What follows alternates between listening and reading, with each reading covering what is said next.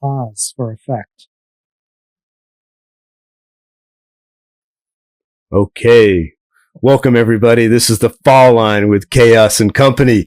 Angelo's in a little different studio. He's still in a studio. He's got his skis behind him, just not his usual spot, but he likes to be creative and move around, and kind of do some different things.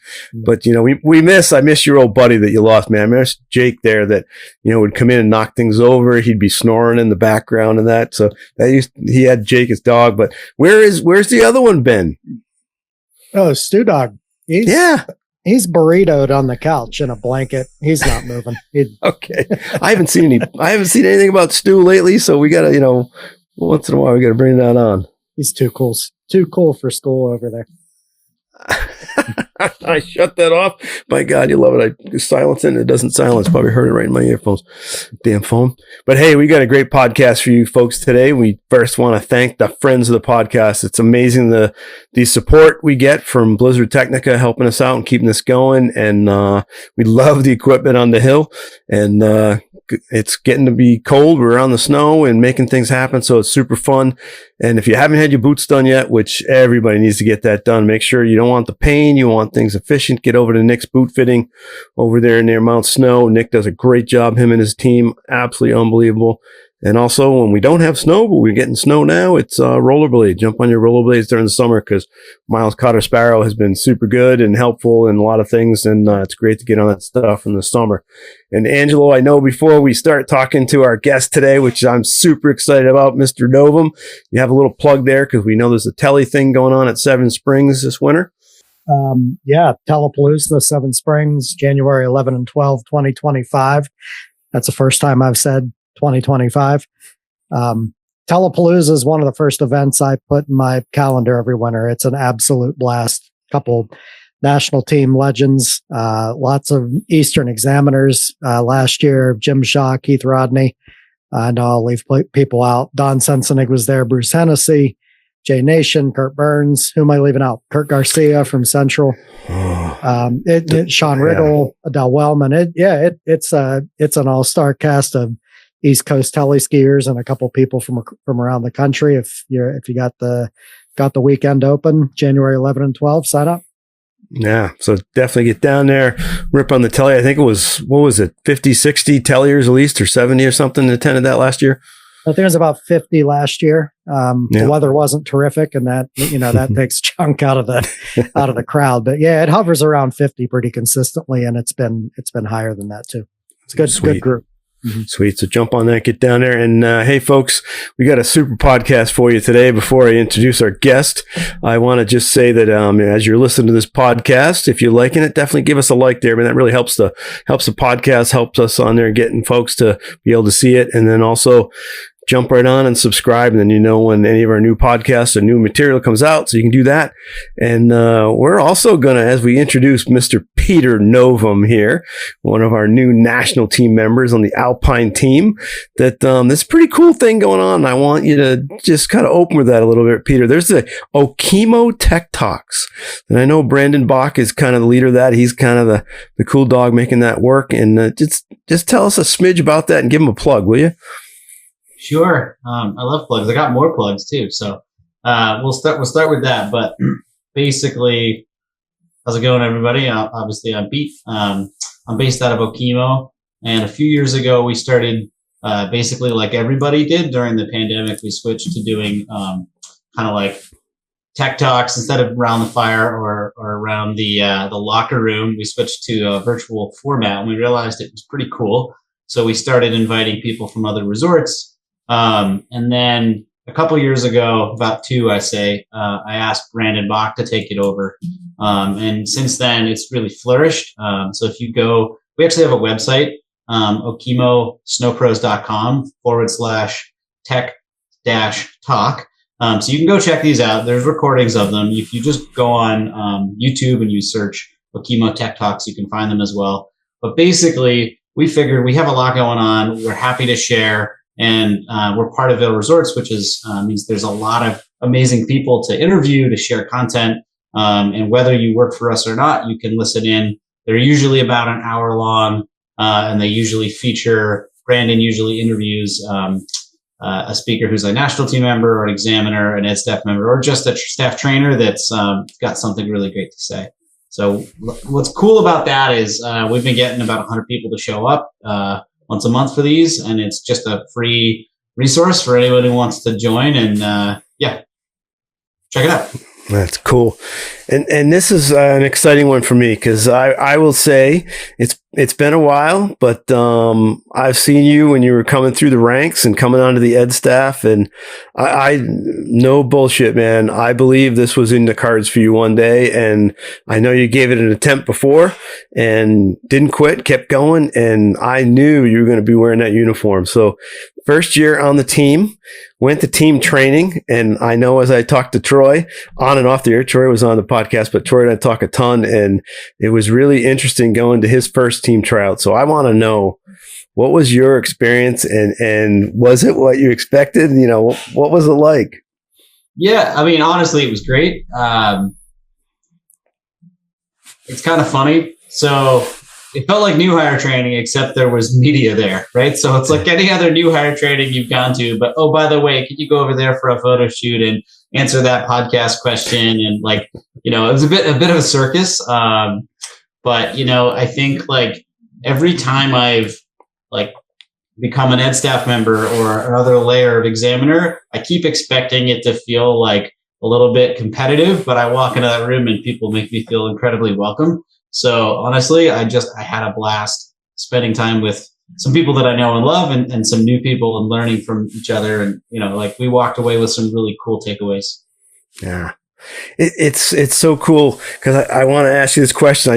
I hope people are dying because I am, and I know a lot of folks love this question. This is one of our first questions always for somebody coming on the podcast. It's like, you know, we remember Hafer. I mean, Hafer, Angela, we're like, I'm waiting for Hafer going, I learned how to ski at about 8 months old. You know, Hafer's like, I don't know, in my early 20s, I kind of skied and went out a few times, and then decided to do it more and became a national team member. It's like, you learned in your 20s.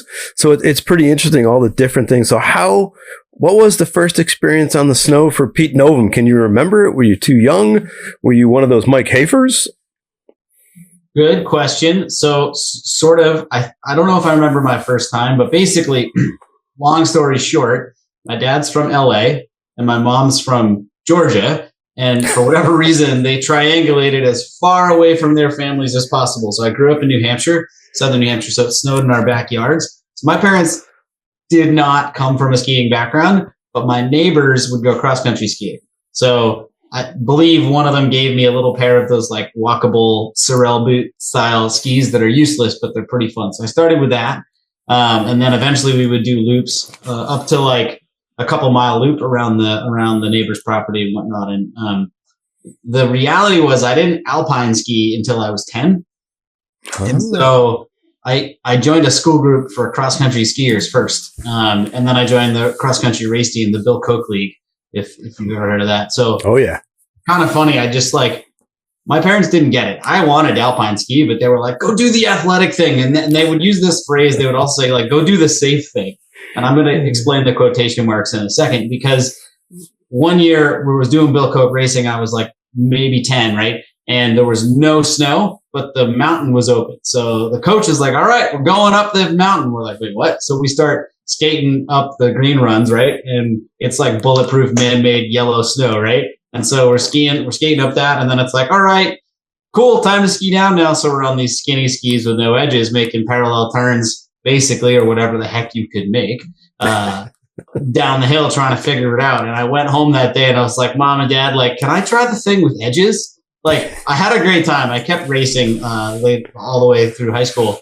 I'm not saying I was any great shakes at it, but it actually made it for a really interesting transition to alpine skiing.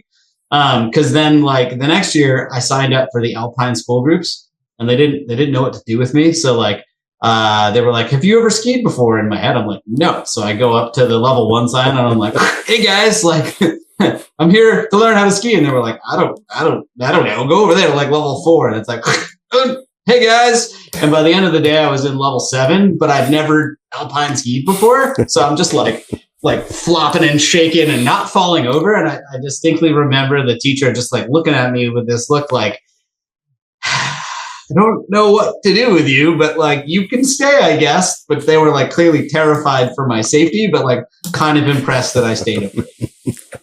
I love that. So you cross country raced all the way through high school, but did you get into any racing on Alpine gear at the end of high school or after that, or? Like, I mean, I joined a lot of like clubs and whatnot, and I joined the race club because it got me to go like skip school and go do fun stuff. But I would say that like realistically, racing was never my forte, right? I couldn't quite understand. Like, I get it now, I think quite a lot, but at the time I was like, so you want me to do the same run that takes up 5% that everybody else is doing that's all scraped out when I could go in the woods over there? That was kind of like, I was like, like, well, it looks hard, so maybe that'd be a fun challenge, but I didn't quite get it. Yeah. I ended up joining racing later because I joined a beer league like most instructors do, like Tuesday afternoon Innkeepers League. And I joined it right when I was going from level 2 to level 3. And what was fascinating is like, I was a bit of a skeptic, like a PSI skeptic. I did it for the pay raise. I did it because like, I was like, I guess this is what you do. But in my 2 to 3 transition, like I started getting faster and I started beating people. And I just like, at one point I was like, oh yeah, joke's on me. I guess this stuff works. Like, like turns out it's a good system. And so it was kind of a cool journey. And I imagine there were some other athletic endeavors through high school because skiing's only the winter season. There's 2 other definitely school seasons. What were some of the other things you were doing athletically? So I played soccer. I played baseball. You know, in my elementary school years, I got a lot of my PE credits through circus arts. So like I can ride a unicycle. Last time I checked, I can ride a giraffe unicycle, the one with the chain, the tall one. Been a while. Can juggle. I at one point could walk a tightrope, walk on one of those ball thingies.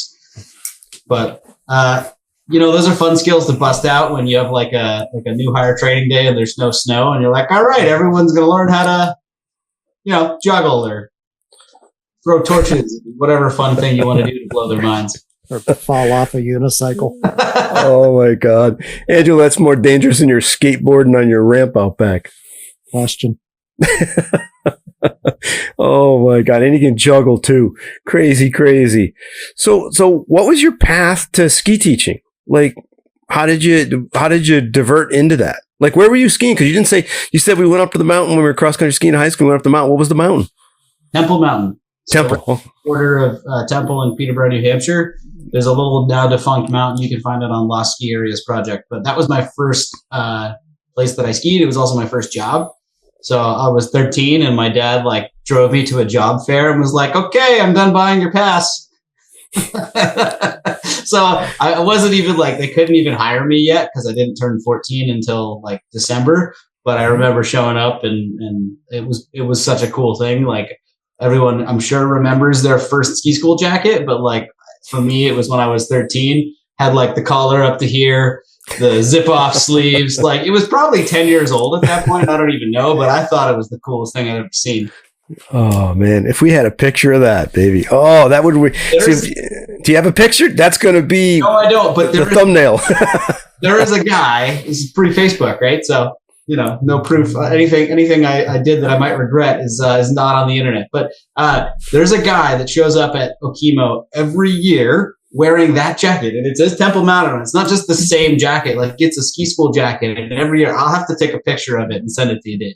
Yes, definitely. I want to see that.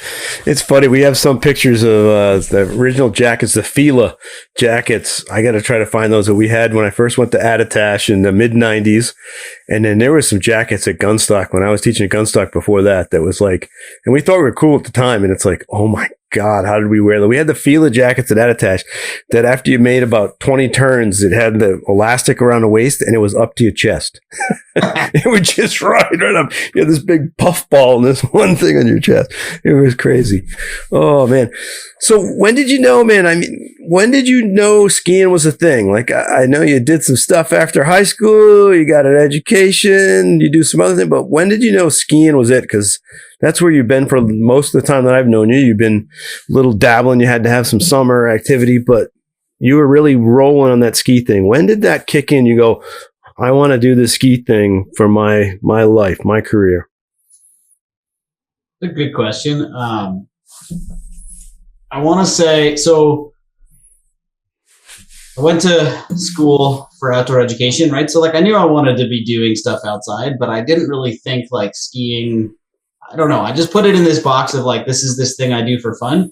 And it like, so I started when I was 13, right? So I was getting pretty close to like 10 years of doing it consecutively. And I think somewhere in my brain, I was just kind of like, okay, I guess we're doing this now.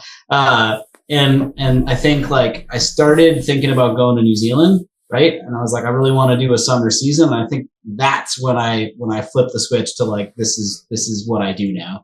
And it was pretty cool because like a couple things came together, right? In order to be taken seriously, I had to get fully certified or very close to fully certified.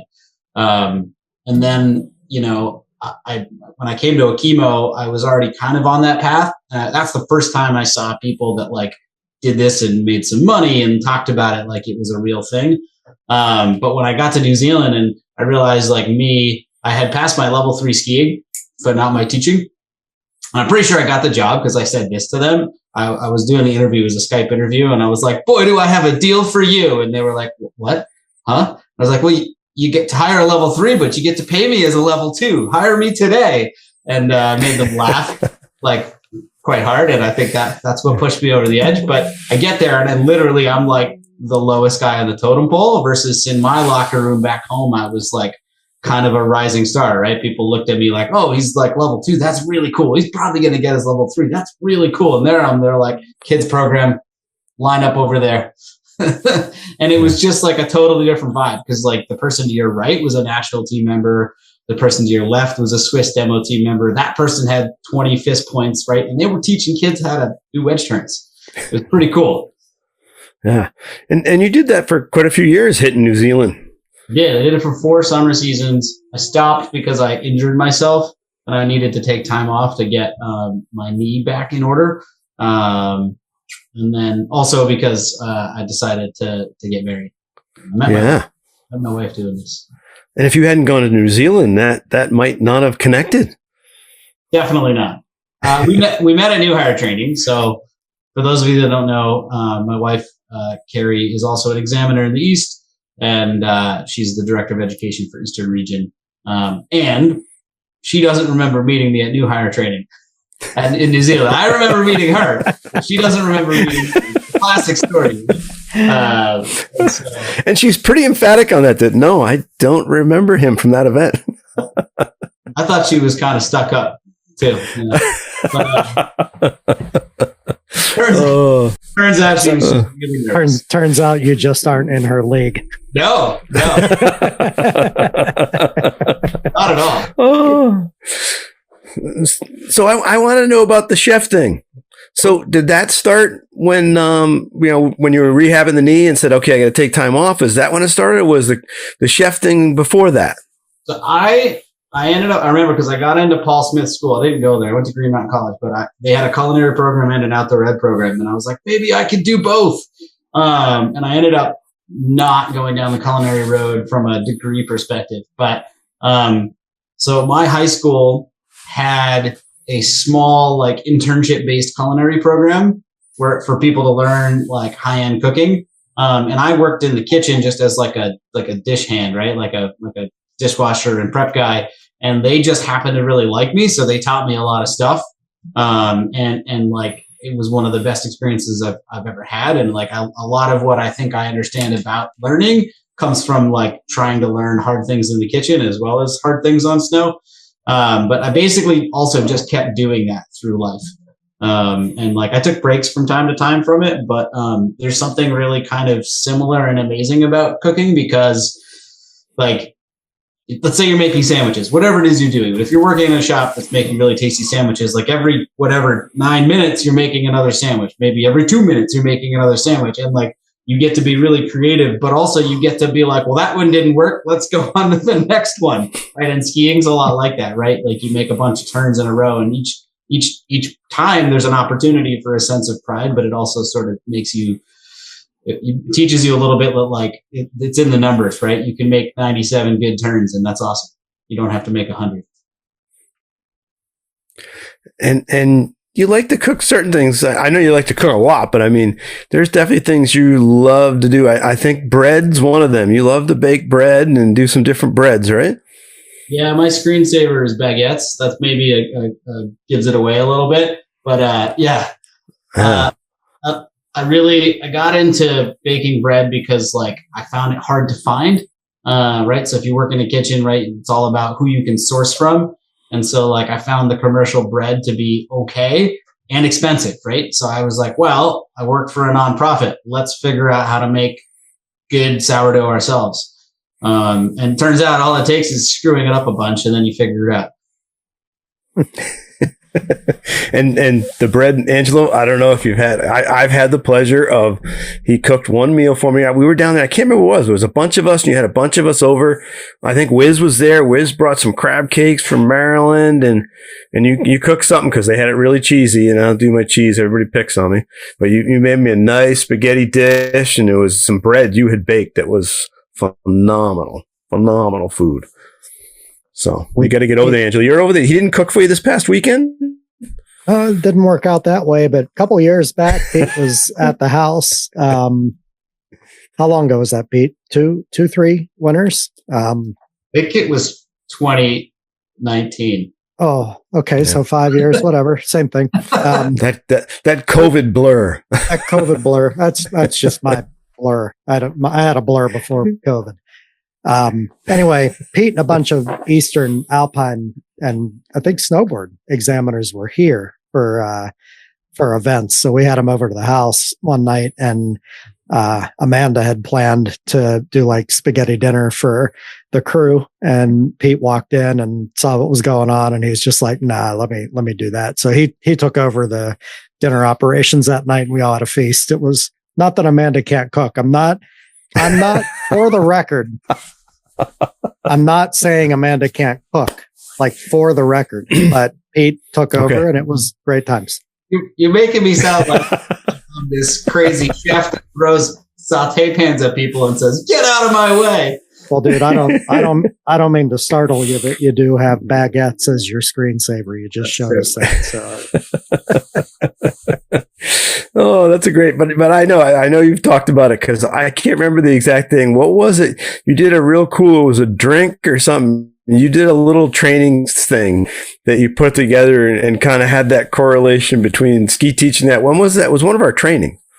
Yeah. So Sue did the fitness webinar. It was like 3 or 4 years ago, series. And I did in with, another examiner and Matt Heller. There we go. And we talked about nutrition. He talked about from the science perspective. I talked about like how to make it a reality, right? I'm not a dietitian, right? And then we made, and then I said, let's ruin it by how I can turn a healthy drink into an alcoholic drink. We made a deadbeat. Yeah, that was pretty cool. It was fun though, because you put it into the whole, it was a whole show and went along with the theme that was going on. I remember that was in the part of the webinar series when Angelo was banging that all out. That was like a 4 or 7 part series, wasn't it? That was a fall fitness series, 2025, 5-part series, right? Yeah, that was pretty cool. That was back when we couldn't do anything else. We had to do something online to keep things going. So that was pretty cool. Pretty cool.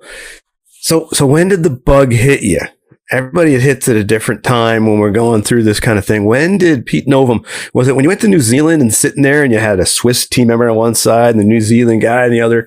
Was that when it hit you that someday you wanted to keep going, get that level 3 finished up and head to the national team? Or was it later than that? Was that just kind of a seed you didn't even know was planted? Well, I think you set a goal, and when you accomplish a goal, you start thinking about the next one, right? So I don't think I thought past level 3 until I got level 3. And like, I think at the time I felt like I was slow in doing it because, I started in teaching when I was 13, right? Or almost 14. And, so like in reality, I got my level 3 when I was 23, which is pretty young. And so like the opportunity that it affords you to then like just being young, being able to spend your entire day, life, month, year, season, whatever it is, focusing on something is pretty cool. And so I don't think it hit me then. I think it hit me when I came back, right? So I came back, we did some Japan, New Zealand back-to-back seasons for about 3 years. And then we decided to get married and come back. And I was like, basically like, where do we go? So we applied at Deer Valley. We applied at a bunch of places. We ended up coming back to Okemo because Carrie found a management opportunity. And I was kind of like, okay, I'm stoked to go to Vermont and I want to find a way to work nationally, right? And the way you do that in this country is to be on the national team or internationally, really. But I wasn't sure I could do it. It still felt like a stretch goal. I think in order for it to feel like an attainable goal, it was really other team members walking up to me and basically being like, hey, you could do this if you wanted to. Like, no one said it was easy, but the Boyds, for example, I would throw out them being quite strong motivators. First I had to just figure out if I could make ed staff, right?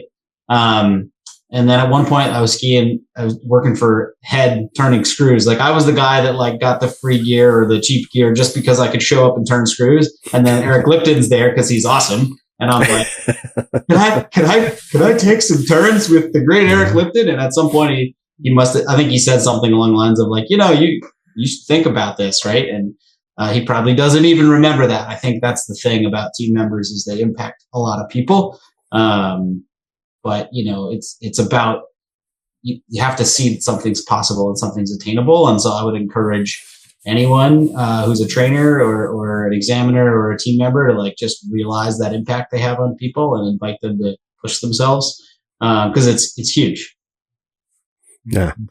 Well, I'm going to write it down because I would bet, we'll see what Angelo thinks. I would bet Eric Lipton, knowing Eric, I bet you he remembers. I bet you he does. He's that kind. He's like Rogan, man. They don't forget. Mm-hmm. When they make connections and that human connection, they remember everything. Yeah, and I've told him, I wish Michael would forget a few things, but he remembers all my turns. I will say, I think I nearly exploded and ate a bump about 30 seconds after he said that. So maybe he immediately erased it from his mind. Oh man. And so I know that was your goal as you were coming on ed staff, and that I felt it was, and I could see, I said, he's got some talent. I mean, you very humble, but you definitely had some talent in your feet and the body. And, but the way you present and the way you interact with people is always, as I felt, has been a real strength for you in my assessment. And, that's kind of the thing. You have a big thing going. You talked about the tech talks earlier at Okemo, but there's a lot of energy, man. You have a lot of the staff. When I came in there last year and skied a couple of days with a bunch of the crew you brought in, that they were from all different Vail resorts. Some were from Okemo. I mean, there's an energy there for training. They're pretty excited and rolling, and it's a cool vibe when you have that many going. You've got about 300 and something on staff there? Yep, we're growing. Obviously pandemic lows impacted everybody a little bit, but we're definitely on an upward trend. Like, and I would say like momentum is a real thing. I think that's a word that you just used. I asked the other day, like, what's the difference between an instructor and a trainer, right?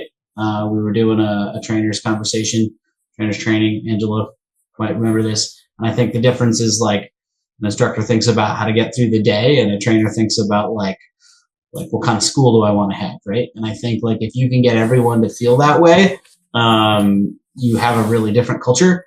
And so like momentum's a real thing. We've seen some really cool stuff. Like when I started in 2015, I think I was the only ed staffer when I made dev team, and now we have like 14 or 15 folks working for us. But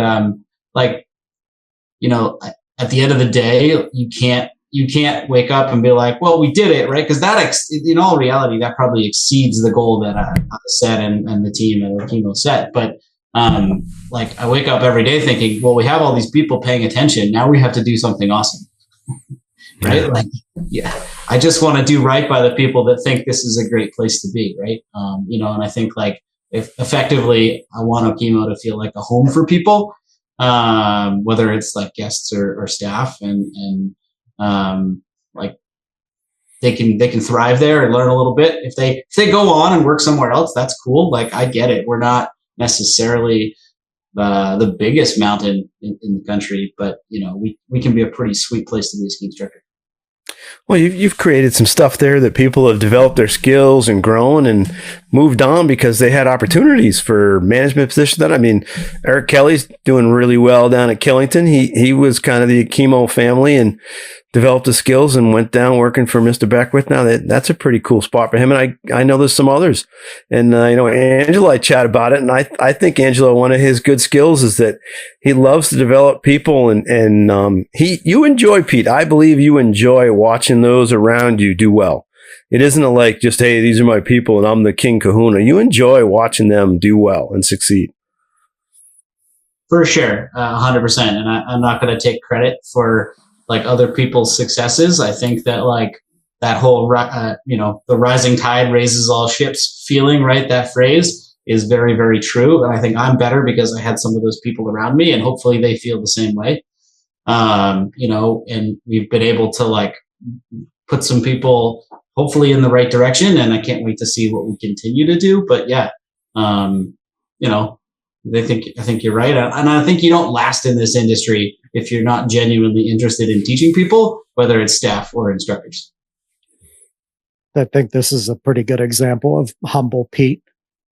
Because I can attest, like Pete and I made Dev Team together. What was it? 10-ish, 11-ish, 12-ish years ago. And immediately like there's this bond because it was like, as soon as our names were called, I felt like coming from you, it's this, okay, we're in this together. We're going to do this together. And then, we kind of got out of sync there. Pete got elevated before I did, but, Carrie, his wife was coming up through, Carrie and I ended up getting elevated to examiner together, but it was the same vibe with her. It was like, okay, we're in this together. We're going to work together. We're going to be partners in this and get this done. And I think it's a pretty special quality that the two of you have. And I don't think it should be undersold. And then to see what's going on at Okemo with my own eyes last weekend, it's just fantastic. Like it is a heavy hitting staff right now and a lot of good things happening there. And, that's a lot to do with you and Carrie. Pete.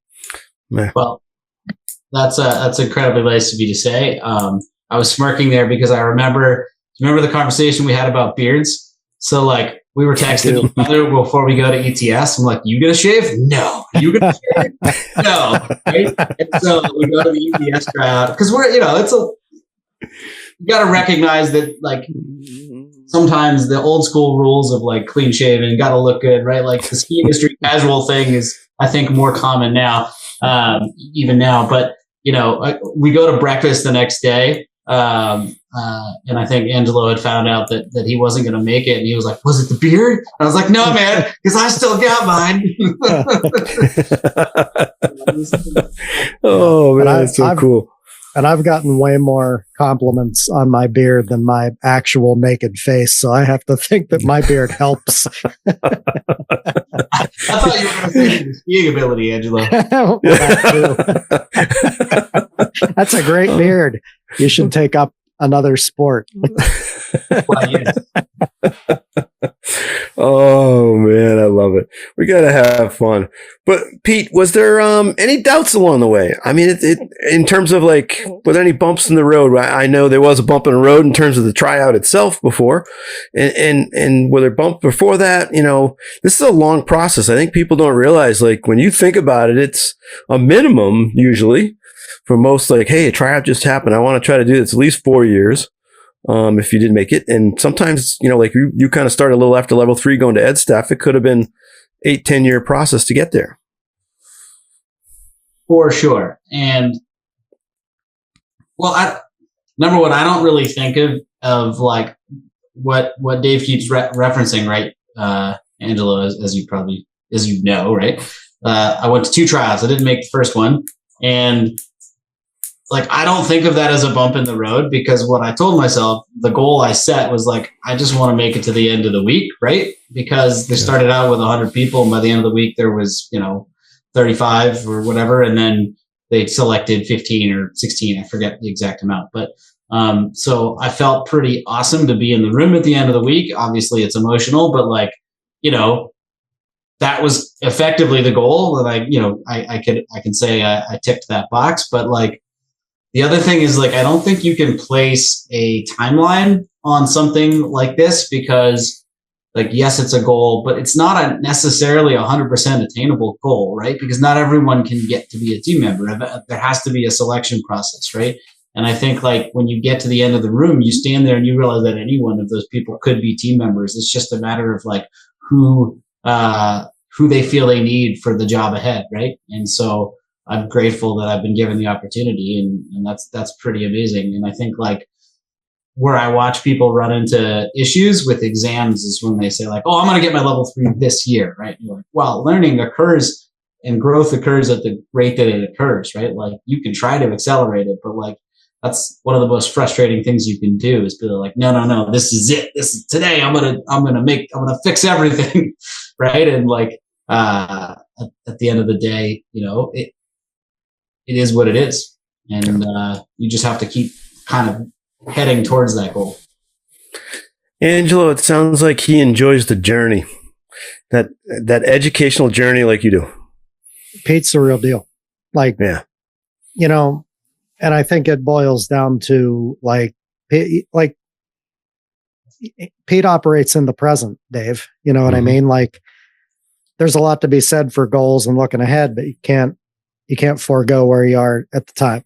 And I think that's what Pete and Carrie appreciate, That just makes it more real. And does that help you stay more positive, Pete? Talking like, you got a pretty big talent that I'm pretty excited. It's on my dev team now and our dev team and here in the East. And Quinn Ferguson, he's in that sports psychology type thing and talking about keeping positive attitude and that kind of stuff with the sport psychology stuff. Is it easier to stay positive when you stay in the moment and present and like enjoy the journey versus, because it doesn't seem, you have that goal, but it's not like you're rushing to get there. Like, I'm going to get there, but I got to go through this stuff. I want to do this stuff. Yeah. I also think like, I don't get stressed out until the day of the thing. That's how my brain works. And I think like, I don't know if it's a defense mechanism or what, but basically like, I'm kind of like, it isn't happening yet. Right. It's kind of like when Carrie was having our first kid, right? Like she's like, this is real. We have a kid. It's inside me. And I'm like, oh, well, we'll have a kid in the future. Like it is what it is. Like worry about that later. Right. And then so then the stress occurs. Like if it's a tryout, for example, like the morning of, I'm like, oh, like we're here. But then as soon as I get on snow, I don't know what it is, but I feel I have always felt like more myself than ever with a pair of skis on. And I think that's because I grew up in the industry, right? Like I am who I am because of the ski industry. When you start doing something when you're 13, it kind of shapes who you are. Yeah. And you enjoy a challenge. I know you enjoy challenges. You enjoy being challenged. And I don't mean challenge like, hey, you can't do this. You enjoy challenges like, how can I figure out how to get that person to do this? And in terms of their movements, their skiing, or how can I get the information? Because, Angelo, I don't know if I told you this story. He's in his ETS tryout and I'm paired up with Pete Howard. We're scoring him. And there's two things to pull out. He's got one hat to pull out one thing, one hat to pull out the other, and they got to match. He's got to teach you thing. I think it was pull out a fundamental, and then you pull out a task. You had to highlight and use this individual fundamental with that task. And we pull them out, and Pete Howard's looking at me, and I'm looking at him going, they don't match, man. This thing is not going to work. And Novum is like, no, I want to do it. Let me do it. And Yoda, Pete Howard's going, Pete, they really don't work together. No. But you still, he went and taught, did his thing, did a great job, phenomenal job. And then he's coming up to Pete Howard and he's still like, I think I could have done that. I really would have loved it. I had an idea and it was just the thought that you wanted to do it because you had an idea to make that work. Yeah. Problem solving is like one of the coolest ways to teach. And I think it's kind of highly underrated. It's one of the things like I do freestyle coaching, right? And park lessons, right? Park training. I'm a freestyle examiner in the East, part of the Freestyle National Task Force. And I think it makes really cool instructors, right? So because ultimately you stand there and you look at that rail and you're like, I don't want to eat it, right? Like what's between me and eating shit? Sorry if hopefully I can phrase, but like that's it. That's the success, right? And so like if you're like a 17-year-old kid who, you know, you're all of a sudden you're getting analytical about like, what do I have to do to approach this thing? How do I slide it? And then they turn to their buddies. You watch these groups of kids problem solving and they're like, hey, you know, I bet you if I take off from this angle, it's going to help, right? Maybe I'll hop off my right foot here. It'll make the approach a little bit easier. It's like amazing. And then those kids go to teach little kids how to ski and they start doing the same thing.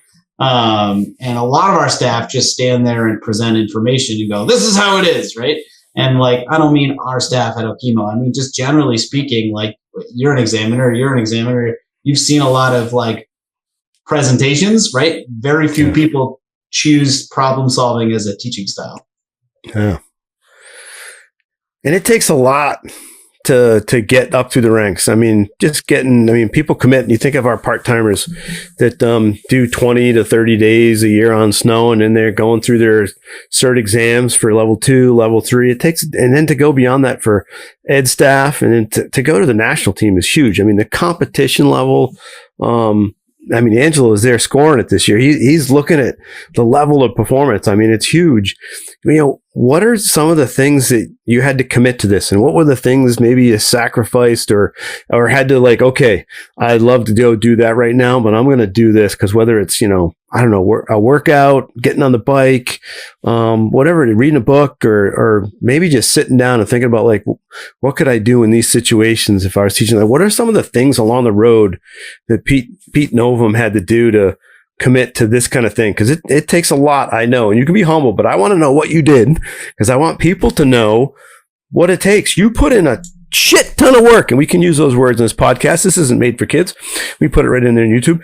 So, you know, what did you do? I know you committed a ton. I know because you've talked to me over the years. You talked to me, I think, I don't know if it was hours or the next morning after the tryout you didn't make. You called me and said, hey, you were already focused for the next one. You were ready. So what are some of the things you've done over the years so people can realize they have to work? Well, you have to be willing to fall flat a few times, I think, number one. You know, like I didn't pass my level 3 the first time, right? So I think I have obviously been highly successful at a number of things, right? And I think it's been, you know, even people that I know in my own little sphere don't always realize that, right? And they stand there and they're terrified of the level 2 skiing exam or whatever it is that they're terrified of. And it's kind of like, well, you know, like I didn't pass everything that I tried to do, and wasn't successful at every tryout I went to, right? I didn't pass my level 3 the first time. I didn't even make dev team the first time because I went to dev team, Angelo, in 2009, about 3 weeks after I got my level 3, or was it 2010? I can't remember. And I was not ready at all. I think I double ejected about 3 turns into my first run, and I just threw me, and I didn't recover. And I just switched to having fun, right? I was like, well, okay, let's have fun today. But, you know, like each one of those opportunities wasn't necessarily immediately like my favorite feeling in the world, but like you learn something and you go out. So like, I'm pretty sure you failed me, by the way, Dave, for my level. Just level 3? Oh yeah, because you looked at me like right in the eyes and you were like, yeah. I really wanted to pass you, Pete. You're very athletic and talented, but you know, like you didn't say I was square as a box of rocks, but you basically did in your feedback. We're like, could you just turn your legs? And, you know, like, you say anything about your beard on the feedback? I think I didn't have a beard then because I still had. Well, I don't think on my head. So I don't think he can grow one. I think there's probably some envy. Yeah, no, I can't. No, I get 2 days of scruff and it starts itching so bad I can't get beyond it. I don't know how you guys handle it. All that to say, we're made of pretty tough stuff, bud. Yeah, that was pretty motivating. Right? Like I was just. Guy, like, I'm gonna go out. I'm gonna learn how to do that. I'm gonna do that more than anybody, right? And I think because that was my reaction to it, it was a positive experience. I also don't think at that moment I was putting all of my eggs into the level 3 basket, right? I had a bunch of different things going on in my life, and this was just one of them. Yeah, that's cool. Angela, they're still humble though. You try to get them to go, I really wanted to do this kind of thing, but I dedicated 5 days a week to the gym because I know they do that. When they're off air, they tell us that they're in the gym, they're on the bikes, they're reading books, they're watching videos, they're working hard. I think the team needs to be a little more honest of how hard they work because they do. Okay. What's that? Go ahead, Pete. The reality is, like, my family life has sacrificed a bit, right? Like, at this last tryout, we brought our kids, and it was like pretty amazing to have them there because, like, I could be stressed out, and then it's like, Daddy, read me a book, and you forget about everything. Like, it pulls you back into reality. Yeah. But also, like, it was hard, right? Like, I wasn't sure I was going to be on time a couple days because it's like running around trying to get this and that done. And like Carrie was amazing. The region was amazing. I really want to say thank you to Kathy. We put a pretty amazing vibe out there. The Eastern region, we were all doing stuff together and showing up together and supporting each other. But it was really, for sure. It was hard. And like, we've brought our kids to EdStaff training, examiner training before. I've been sitting there during dinner looking at a baby monitor, Carrie has for sure worked harder because of things that I wanted to do and vice versa, right? Like if she goes on the road, I'm often taking care of the kids. And if I go on the road, she's taking care of the kids occasionally we do it together. Yeah. Yeah. It was Dev Team tryout last year. We had the kids there. Yeah. They were there when we were scoring out. Milo's running around. Well, honestly, I discovered that like you should always have a cute baby with you when you're giving people that didn't make the team feedback because you're like, hey, this is my daughter. She's really sweet. You want to say hi? Okay. By the way, so when you went to go do skate to shape to short, it was pretty great. Yeah.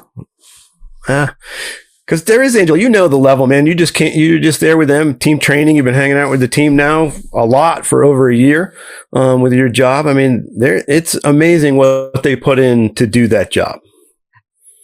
It is. And I was thinking about that as you were just describing it, Pete. I hadn't thought about that part of the tryout when like we had so many people there from the East and the group picture and the nice donation of the shirts and just to make this feeling of support. But it was cool to see that because the reality is like if you had been successful, which you were, your kids were going to be part of that journey forward after you made the team. And so it was fitting that they were there. Probably a little bit of insight into what life for that next term was going to be, and hopefully some future terms, but that's where a lot of team members are. It takes a significant amount of time to get that good, to understand the sport to that level. And in that time of development, a lot of folks have families. So that becomes part of the team experience moving forward. Not for everybody, but like, I just think it's cool your family was there when you made it, Pete, because they're here now and you're on the team. Yeah. It'll be ever interesting to figure out if they ever understand like what it is we do, right? they don't know any different, right? I don't think our life is terribly normal. But it's normal to them. And you skied all over the world. We touched on it earlier because you did 4 years in New Zealand, and you kind of touched over it. I hadn't asked you there, but you jumped there. I don't know if people noticed you skied in Japan, and I don't know how many you did that a couple of years when you were skiing in Japan. We did 3 winters in Japan. And so there was 3 back-to-backs. It was pretty amazing. Basically, everything good seems to happen for like, whenever there's something negative, remember that maybe there's something good happening. So like Carrie worked at Okemo in 2010-11, and she couldn't get an HTV visa, right? That's what she did. She did the same as everyone else did. It was she's Canadian, right? And then the next year they were like, nope. We went, okay, where can we go? Cool. Well, we could both get a visa in Japan, but it was like just amazing skiing and like so fun. And it taught me a lot about like just how special our sport is, because like you could walk up to somebody in the locker room that you didn't speak any of the same language with, and like you could be like fist bump, like ski, right? And then you go out and you go ski together, and then you hang out and you have a beer, and like it all day, right? And there's like, and it's because you're connected with this, this thing that you care about, and you can build friendships, like really meaningful ones, really easily with people. So is there anybody you met when you're in New Zealand and Japan that might not have been on those teams that you met, and then now they made it to their national teams? Was anybody like that? Yes and no. Well, so like for sure. I mean, the cool thing, I was based out of the Hilton, the Sego Village, which is like Harafu is like 5 resorts that are connected. And so like, there was probably 40 ski schools in this area, right? Because some of them are owned by the resort and some of them are private. So there's one called NBS that a bunch of my friends worked at. Like a guy named Jim Winfield, and Kate Konkova. And I would go visit them, and like they worked for Paul Lorenz. So I got to know him. Yeah. Like I met him once or twice. A bunch of friends now work for Rookie Academy. Brendan Reeves, and Brian Cleaver. Basically I could go on. There's a bunch of really cool. Yeah. The world is really small. What was kind of honestly my favorite part about all of this is, so like the girl Kate that I just mentioned, like I've skied with her in Vermont and in New Zealand and in Japan, right? And just kind of all by circumstance, right? And like there's a few people like that in the world, right? And so like that's a bit of a special bond. Yeah. So first team training. Yep. And you're some of the folks on the team pretty well. I mean, I know Troy and Brian Smith, and a lot of the folks we've seen come to the East. They've been like Michael and a bunch of the crew come for Masters Academy. Now this year will be a Summit Academy, new naming for it, and you'll be working that.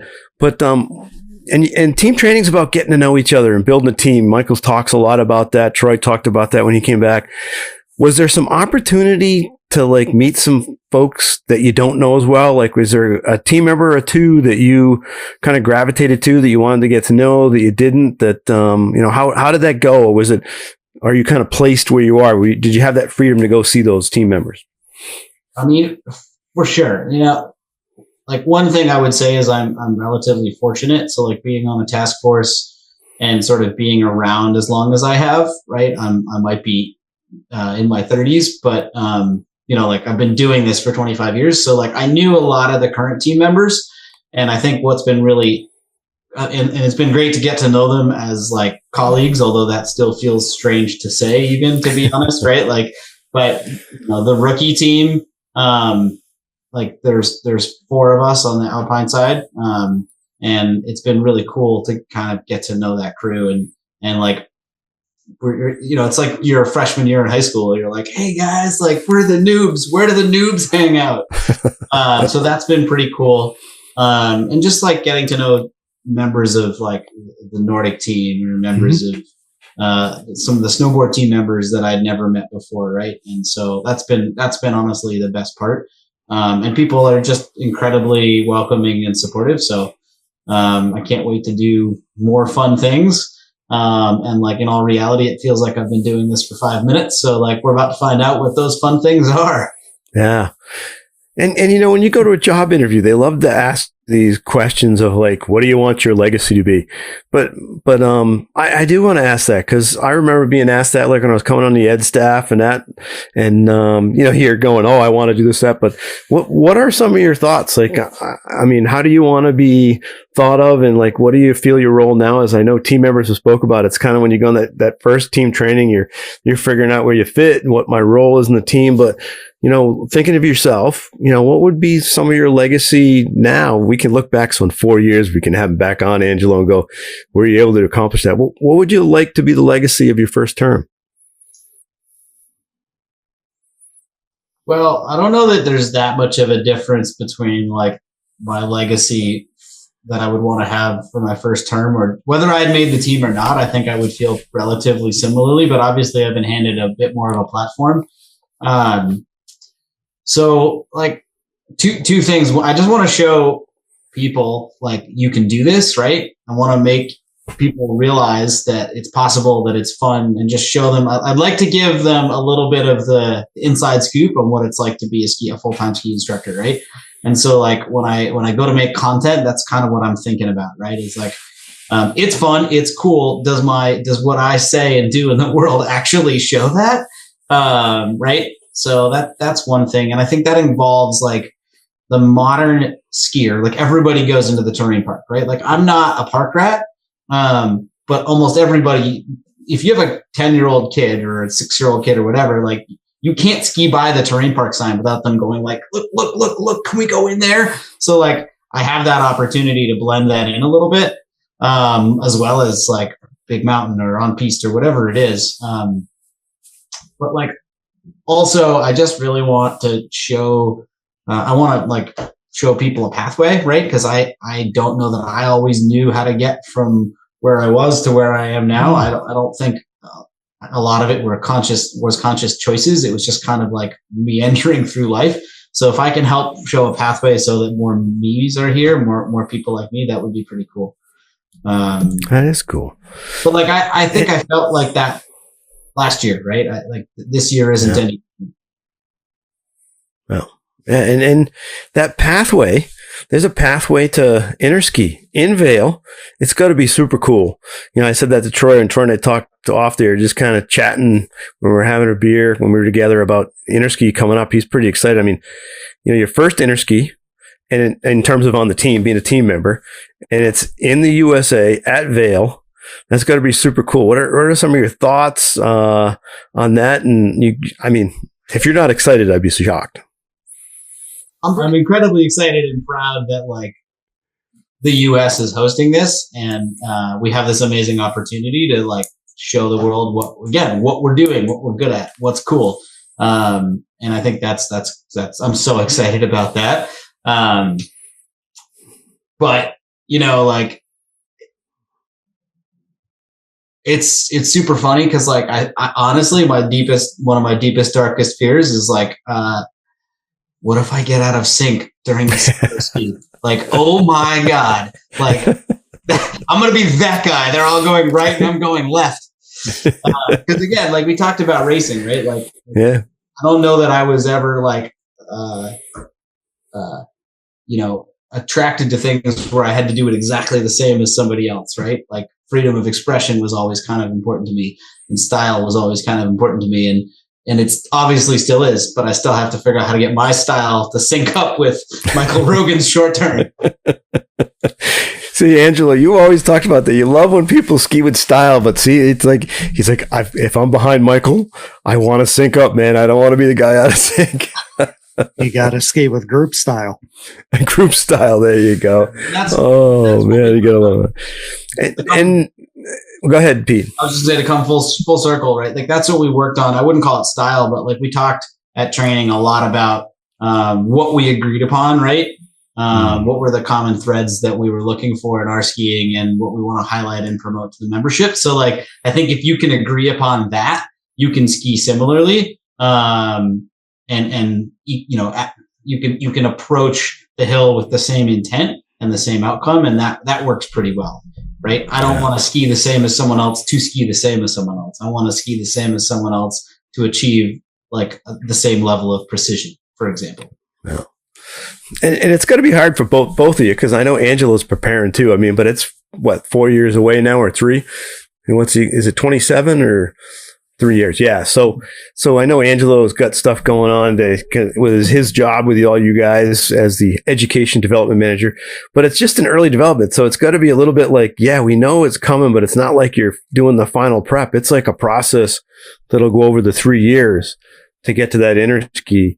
So there's got to be it's really probably it wasn't like, hey, we're doing this stuff for interski this year, but I just was curious if it's in the back of your mind that it's coming. Like Angelo, you have to be having your mind it's coming. Well, yeah, I mean, it's pretty hot topic of conversation around the office because there are meetings nonstop and yeah, I mean, I'm looking forward to seeing what this team decides to decide upon values and then decide what to take to present and then how that takes shape like that. That's, I mean, yeah, I'm totally excited about that. Yeah. Oh man. And hey, we've got a couple more questions talking about the pathway. And you spoke about your wife earlier. I mean, it is a team effort. I know you have two beautiful young kids. You got Milo and Evan, and it's definitely, puts challenges on your life. But I know the smiles it puts on, the pictures you put out there on Facebook with the kids when you're cranking with them and going for your walks. You got one hanging on and one walking beside you. But how is that teamwork? I mean, it's got to be every day, day to day, knowing your schedules, because you guys were like passing. You were coming home and she was flying west when you were flying home from west. Well, first of all, we're very grateful that we have a couple of amazing babysitters who love the kids, and it's like they're basically like family members. Same with our daycare provider. She's amazing. It's like going to grandma's house. So like, I think like you can't take any of that stuff for granted. Yeah, it's complicated. I think as long as we both partners in the relationship feel like they're getting what they need and things are going in the right direction, then the effort is worth it, right? And so we both get to contribute in our own ways. And summertime is not so crazy. I think I stopped chefing in the summers a couple of years ago, and I miss it terribly, but it was the right call. I now have, essentially a full-time year-round job with a little bit of chunk of time for me in the summer. And I spend every minute with the kids. So, I'm grateful that like our life makes sense, because it shouldn't, right? Like I'm a ski bum that lives at the bottom of a ski resort, that owns a house. Like who sold me a house? Like, how did that happen? Right. Like, it wasn't that long ago. I was like, a broke ski instructor with long hair, like barely paying his bills. And what is Pete Novum working on, man? There is no way Pete Novum isn't working on something in his skiing, in his teaching, in his presentation. I wouldn't doubt you have something in each triangle you're kind of focusing on as your key goals for the year personally. Sure. I mean, the skiing one's pretty easy. Remember the piece of feedback you gave me about my skiing? Still working on it. Still working on it. Maybe I should have given better feedback and better things to work on. Angela, he'd be better at it now. Well, if I screwed up, I'm just going to send you a text and be like, Dave Capron, you could have stopped this. Well, so obviously, like, there's some advantages to being more disciplined with upper and lower body, whether it be laterally or rotationally, right? Like there's some huge net positives. It sets you up to be able to adapt to terrain easier. So that I'm working on that. I think like you've heard me talk, right? From a teaching perspective, I think I'm very comfortable. And like it's not a bad idea for me to put some structure into my thoughts, right? So that like I can be more logical. I think like it's hard for me to teach someone else how to improve their teaching if I'm operating almost entirely on gut instinct, right? So that's part of it, right? Like if I'm standing out there and saying do this, right, I have to understand how to convey that to people. And so playing with different learning environments, different structures, and breaking it down a little bit more scientifically is what I'm working on in my own teaching. Yeah. And is there anything with the team? I mean, it's so cool, the opportunities you get, because it's like you said, just the people you're hanging around with. When you were at team training, you sit in that room with the rest of the team, and it opens up things to what different people know. Is there something that you have become aware of in terms of, I don't mean necessarily just you like, oh yeah, I don't do this well. I mean more like somebody knows something or they have some subject they've been playing with or a book they've read. Or is there something that came up through your experience so far on the team that like, I want to explore that. I hadn't thought about that area to go into. So I recently joined the People Skills Task Force, right? I had a project. This is kind of funny. I had a project that I wanted to do. And that project, I don't know if it's kind of dead ended, but the net result is they were like, well, why don't you join us? Right. And I think like, I'm really excited to, like I said, to see what kind of impact we can have, right? Like I truly think that people skills are an incredibly important part of the job. I also think it's an incredibly marketable part of the job, right? Like it's one of the most easily transferable skills. Like if you work as a ski instructor and then you decide to become a stockbroker, like what are the connections, right? That you can draw between those two things. And so I'm excited about that because I think it's our biggest learning or our biggest gap in terms of educational material that we have in our association. So I don't know where that's going to lead us exactly, but it's going to lead us somewhere.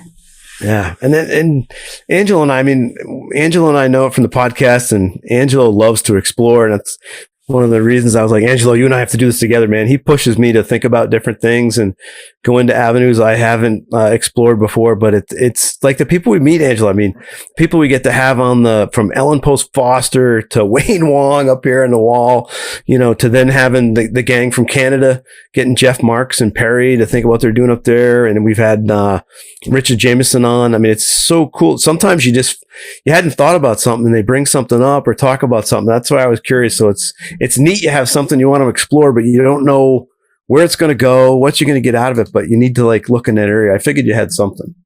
And Angelo, he's always thinking of that stuff, man. You're always going that avenue. We've got to try to keep up with all these impressive people around you, huh? But I mean, isn't that really that goes along with our teaching, one of our teaching fundamentals about experimentation and exploration, that like sometimes you don't know where you're going with that exploration one. Yeah, you got to learn everything the hard way. Oh. Been there. Like 100%. And I think like who you are as a teacher and who you are as a learner, like if you're open to exploration, you learn a lot faster, right? Yeah. And you also, because unexpected things can occur, right? You keep the blinders down, you don't always end up going somewhere new.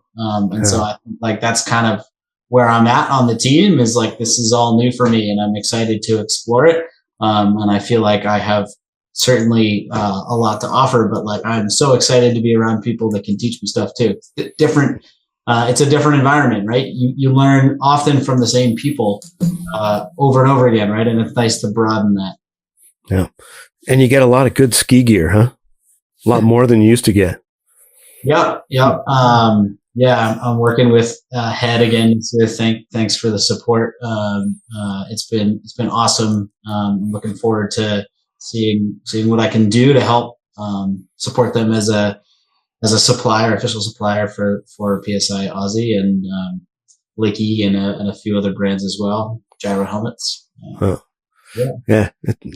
Because you probably get some skis that are kind of exploratory, that they might not have the correct graphics on them or really say what they are, and you get to test them and work on that kind of stuff, huh? We shall see. Yeah. Michael gets that stuff and then Troy steals it from him now, right? Right, Angelo? That's what Troy went down to Portillo and didn't bring one pair of skis. And I think he skied on every ski Michael had down there and trashed every one of them while he was down there. And I don't think Troy tuned him. Troy just got on the plane and headed home, said, Michael, thank you very much for all those skis. Seems like that could backfire on him. Oh yeah. We'll see. We'll see what happens with that one. We'll see what happens when we get to Killington and Michael's out here and see what Troy's skiing on and see if they share skis then. So what's on the agenda here for you? What's next on the national team? So as we move through December here, you're obviously going to be at Killington for the Summit Academy. Yeah. So I'll be at Summit Academy. Honestly, a lot of my efforts this sort of like fall, early season are focused on ed staff training. So I'm excited to work with the examiners in the East at examiner training, and then the development team training, which I'm like especially excited about because some of my crew will be there. I get to celebrate their first ed staff training event. Then Summit Academy. Then we get through Christmas, doing a few events for the region. And then the next big one on the horizon will be team training in February, followed by this one I'm very excited about. I said I had another plug coming. I buried this one. But we've got Freestyle Academy, National Freestyle Academy at Okemo, March 3rd through 7th. And for those of you that don't know what that is, it's a week-long event, and you can get your FS1, FS2, FS3. Those are Freestyle Specialist accreditations. Freestyle Specialist certs at the end of the week, or you can do a 3-day camp, or you can do both. So you can do all 5 days or 3 or 2, depending on what you want to do. And it's one of the coolest events because you have people from all over the country, and they're all there with this passion of learning about being freestyle instructors. So pretty excited that Okemo is hosting that. And we have a pretty cool setup with a T-bar, and you can get a lot of laps in and a lot of mileage in, and it's pretty awesome. Cool. And when is the next Okemo Tech Talk? Because they just had one, a week or 2 ago? Yeah, so our next one is going to be in January. We're taking December off. And yeah, we're pretty excited. So January 14th, I don't know that Brandon and I have an exact host yet. But if you go to that, okemosnowpros.com/tech talk site, tech-talk site. Again, if you just Google Okemo Tech Talks, you'll find some of these. Brendan has archived every recording that he's done and edited it so it's really kind of a high quality product. We've got super high quality on there for Eastern folks. Like Nate Gardner did one, Quinn did one. Yeah, there's going to be some more. We're trying to get some more snowboard content on there because it's a bit more Alpine focused. But we try to tailor. We try to either put that in the title, and if it doesn't say Alpine or snowboard, that means it's for everybody. No. And any fun questions, Angelo? We haven't done that in a while. I used to do that at every one. I used to say, Angelo, what's the big ending fun questions you want to ask Pete? Cooking dinner for your wife tonight, Pete? There you go. Probably not. I'm probably going to go pick up the kids in about 5 minutes from daycare and try and feed them something as quickly as I can before the riots begin. Cooking for me the next time I'm up? For sure. Okay. You asked me, Dave, my favorite thing to make, right, is bread. It's also one of my favorite things to give people because it's like, it makes me feel good. Yeah, no, I noticed that when I was there, man. And let me tell you, I was eating, and I went back for seconds and thirds on the bread. It was awesome. It was really good. But Pete, it's been awesome to have you on. It's been great to watch your progression and your the way you've done it is really awesome. Your contributions already to our Eastern region has been amazing, and I know it'll be even more as you're on the team and here in the East. So thanks, buddy, and we will definitely have you back to chat some more at some time. But I'm glad we were able to have you on. So the East, those that haven't met you or haven't skied with you, can really get to know you because if they haven't had the chance to ski with you, they should. It's a lot of fun. I enjoy when I'm hanging around with you and get to go skiing. Wow. Anything else, Ange? In a couple days. Can I add a clarifying point? I'm not making dinner for Carrie, not because I don't want to, but because she won't be home in time for dinner. All right, that was a great save. Great save. And Angelo will definitely not. He won't edit that out. I promise. That's going to live in the digital airwaves. Hey, thanks everybody. And if you like this episode, please jump on there and hit a like and subscribe to the channels you're watching, whether it's on Spotify or YouTube.